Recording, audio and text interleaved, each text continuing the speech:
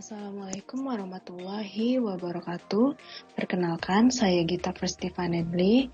Di sini saya akan mempresentasikan opening dan closing case dari Capture 11 mengenai e-commerce, security and fraud issues and protection dalam mata kuliah e-business.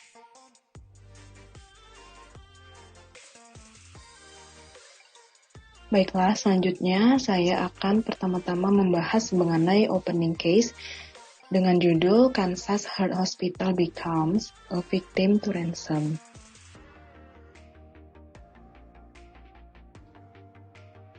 Kansas Heart Hospital atau KHH berlokasi di Wichita, Kansas, Amerika Serikat. Rumah sakit ini dia menyediakan perawatan kardiovaskular untuk penduduk sekitar atau Kansas dan melayani pelayanan klinisnya. Rumah sakit ini juga terkenal dengan layanan bedahnya yang berkualitas dan sangat dihormati.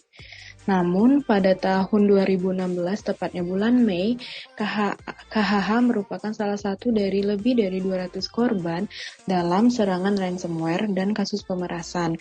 Pada hari Rabu, KHH mengonfirmasi bahwa telah terjadi serangan ransomware yang mengakibatkan beberapa file masih tidak dapat diakses oleh pihak rumah sakit.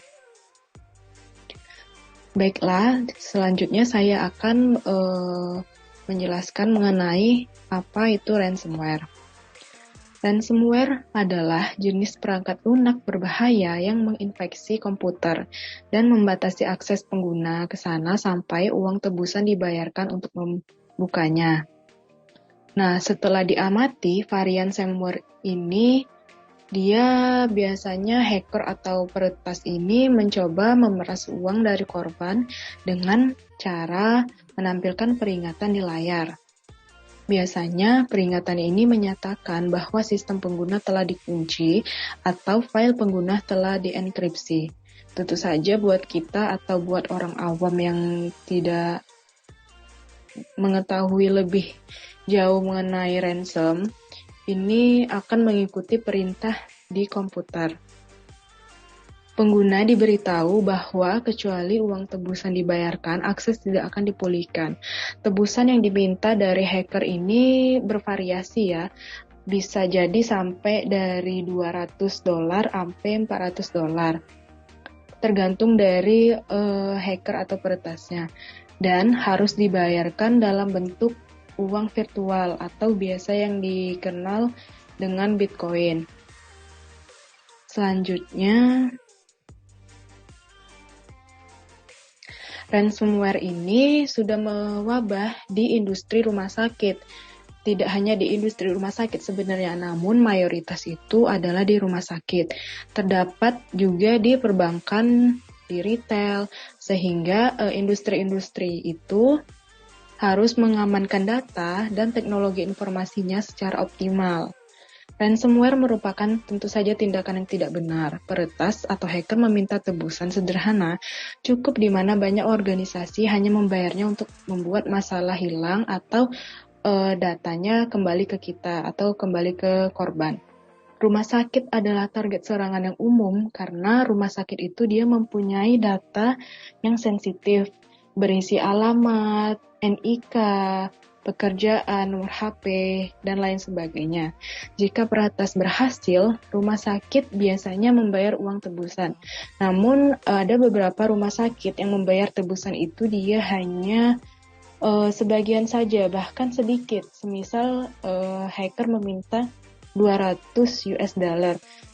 si korban atau pihak rumah sakit berani membayar 50 karena hanya untuk memancing si hacker.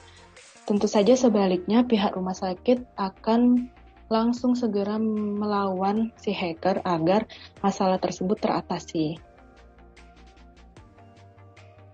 Selain karena data pasien yang sensitif, ransomware sangat efektif di industri rumah sakit karena si hacker ini dia mengancam, menakut-nakuti, membuat panik para korbannya.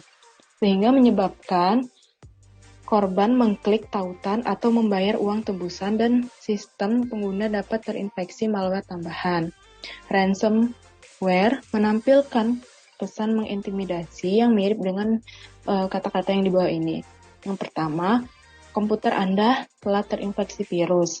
Klik di sini untuk menyelesaikan masalah. 2. Komputer Anda digunakan untuk mengunjungi situs web dengan konten ilegal. Untuk membuka kunci komputer, Anda harus membayar denda $100.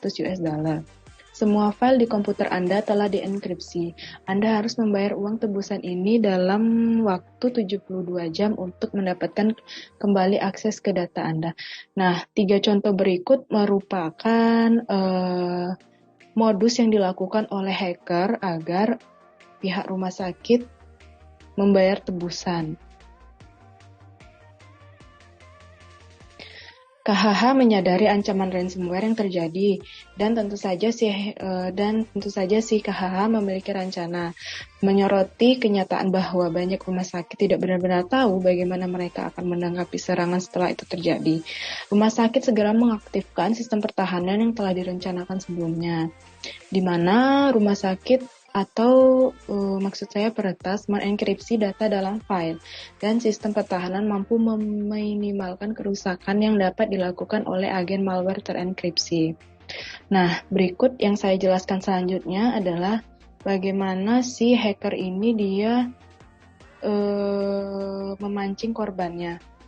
Yang pertama, peretas menggunakan email dengan lampiran yang dikirim ke korban, menggunakan spear phishing atau trik rekayasa sosial lainnya, membujuk karyawan untuk membuka lampiran yang mengandung virus. Lalu, beberapa jam kemudian, semua file yang dilindungi secara longgar dienkripsi, data dalam file kemudian disandra dan permintaan tebusan oleh para peretas atau hacker. Harga deskripsi yang diminta oleh pembuat ransomware ini dihitung per sistem yang dikunci. Pembayaran biasanya dilakukan dalam Bitcoin, seperti yang saya sudah bilang di awal, sehingga para korban perlu mendapatkan kunci deskripsi untuk sistem yang terpengaruh. Jika tidak, malware dapat menyebar lebih jauh. Oleh karena itu, perlu untuk mendeteksi malware segera mungkin sebelum menyebar di dalam jaringan dan mempengaruhi lebih banyak sistem. Nah, ini saya ambil gambar dari figur 11.7 The Process of Ransomware, di mana seperti yang saya jelaskan tadi, hacker dia memberikan email ke korban, lalu korban diminta untuk bayar, dan sebagian data akan bisa diakses jika sudah membayar tebusan. Nah, apa solusi yang bisa kita terapkan jika kita sudah berada atau stuck di masalah tersebut, kondisi tersebut? Solusi yang tepat adalah kita sebagai pihak rumah sakit atau industri lainnya wajib memiliki antivirus yang baik, cadangan data yang baik juga, dan pengguna yang terlatih. Solusi ini bagus, tetapi masih tetap ada kemungkinan untuk peretas mencoba melakukan ransom ini. Tetapi alangkah baiknya solusi yang 3 di atas harus kita terapkan untuk meminimalisir resiko. Sebagian besar vendor keamanan memberikan solusi tambahan dan keamanan. Nah, sekian presentasi dari opening case. Selanjutnya kita akan beralih ke closing case. Closing case ini mengenai how Dane was attacked by DDoS. Ini saya nyebutnya DYN adalah perusahaan manajemen kinerja internet berbasis cloud yang menyediakan visibilitas dan kontrol ke sumber daya cloud dan internet publik. Perusahaan mengontrol dan mengoptimalkan infrastruktur agar lebih cepat, aman, dan memberikan layanan yang lebih andal. Dia menawarkan layanan Domain Name System atau DNS yang pada dasarnya bertindak sebagai buku alamat untuk internet. Nah, DNS ini adalah sistem di mana dia itu yang menyelesaikan alamat web yang kita lihat setiap hari, seperti weight.com, menjadi alamat IP yang diperlukan untuk menemukan dan terhubung dengan server yang tepat, sehingga browser dapat mengirimkan konten yang diminta seperti berita, produk, dan harga, atau melakukan pencarian atau googling lainnya. Sedangkan distributed denial of service ini adalah jenis serangan yang sangat efektif pada layanan DNS, Domain Name System, karena selain membanjiri server dengan lalu lintas yang berbahaya, ternyata server yang sama juga harus menangani permintaan ulang otomatis, dan bahkan pengguna yang bermaksud baik melakukan penyegaran berulang kali. Sebagian karena IoT, Internet of Things, sangat baru, penuh dengan ketidakamanan. Karena kurangnya kontrol keamanan mendasar, perangkat IoT menjadi sasaran empuk bagi penjahat cyber dan agresor lainnya. Ini menandakan bahwa mereka dapat dengan mudah diretas dan ditambahkan ke botnet yang digunakan untuk meluncurkan serangan DDoS terhadap organisasi. Mengapa DDoS menyerang perusahaan di DYN ini? Atau DIN. DIN pernah mengalami serangan DDoS sebelumnya dan berhasil melawannya, tetapi dalam skala yang kecil. Jadi maksudnya ini masalahnya masih kecil dan masih bisa teratasi. Skala dan kecanggihan serangan ini terlalu berat untuk dipertahankan DIN, sehingga akses ke ratusan situs dan layanan terganggu oleh serangan tersebut. Serangan tersebut penting bagi DNS untuk mempertahankan layanan internet yang stabil dan aman. Selanjutnya, botnet. Botnet itu pada dasarnya adalah peretasan massal jaringan komputer korban yang diam-diam terinfeksi malware dan dikendalikan dari jarak jauh oleh penjahat. Ukuran botnet berkisar dari ratusan hingga jutaan komputer yang terinfeksi dan digunakan untuk berbagai tujuan kriminal. Terkadang para penjahat menyerang privasi pengguna korban dengan menginstal perangkat lunak keylogging untuk mencuri informasi pribadi atau keuangan yang sensitif, atau dengan diam-diam mengaktifkan kamera komputer. Penjahat juga menggunakan botnet untuk menginstal ransomware yang menyandra informasi penting pengguna dengan mengenkripsinya, kecuali jika pengguna setuju untuk membayar uang tebusan. Dan terkadang penjahat menggunakan komputer korban untuk menyerang korban lain. Misalnya, laporan berita terbaru menyatakan bahwa botnet digunakan untuk melakukan serangan penolakan layanan DDoS terdistribusi pada penyedia infrastruktur internet yang melumpuhkan pengguna internet.